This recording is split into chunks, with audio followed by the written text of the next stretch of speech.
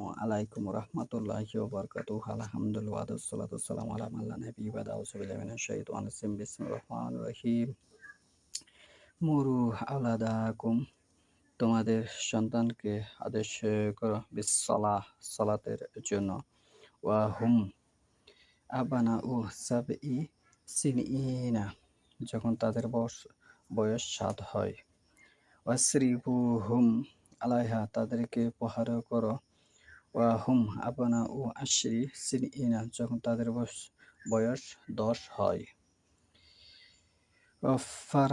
ফাররাআকু বাইনাহুম feel মাসআজি আর যদি তারা সালাত ১০ বছর বয়সে না পড়ে তালবাহানা করে তাহলে তার বিছানা পৃথক করে দাও।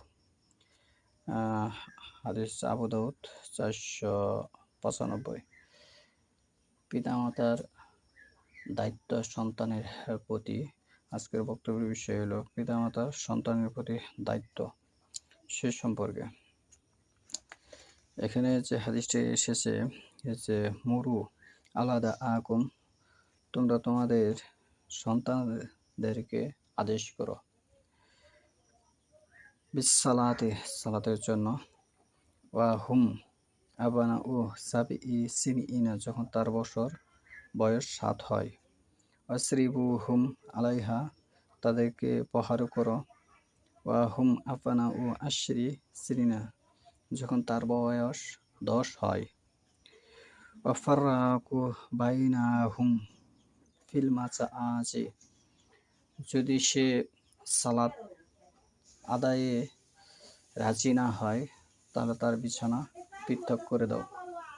পিতামাতার দায়িত্ব হচ্ছে সন্তানকে নামাজি সালাতি গড়ে তোলা।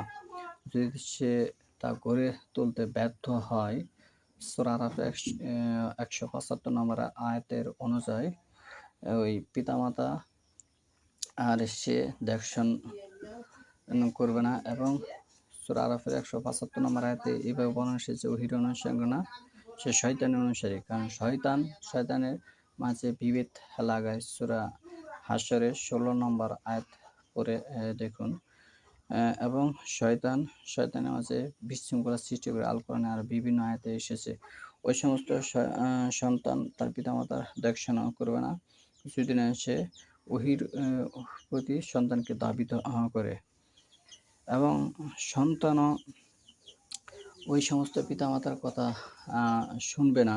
সূরা তওবার ২৩ নম্বর আয়াতের বক্তব্য যে তুমি তার অনুসরণ করো না।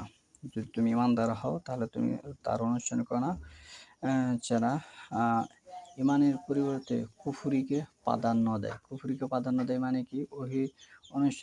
ওহীর মধ্যে এসেছে আল কোরআনে যে হালাল হারাম বেছে খেতে হবে, পরের সম্পত্তি মেরে খাওয়া যাবে না। কিন্তু পিতামাতা হারাম খাদ্যের সাথে জড়িত, পরেকে ঠকানোর চিন্তা চেতনা, এই সমস্ত পিতামাতার কথা না শোনায় কোরআন সুন্নাহ মোতাবেক সহিভাবে যদি না সে সন্তানকে ইসলামের প্রতি ধাবিত করে এবং যে পিতামাতা সন্তানকে মুরতাদ বানায়, বেদাতে পন্থী করে, যে পিতামাতা সন্তানকে শিরকের দিকে ঠেলে দেয়, এই সমস্ত পিতামাতা যেমন হিন্দুরা কিন্তু মূর্তি পূজা করে, কারণ সন্তান যদি মুসলিম হওয়ার আগ্রহ প্রকাশ করে তাহলে ওই পিতামাতার কথা মানা যাবে না।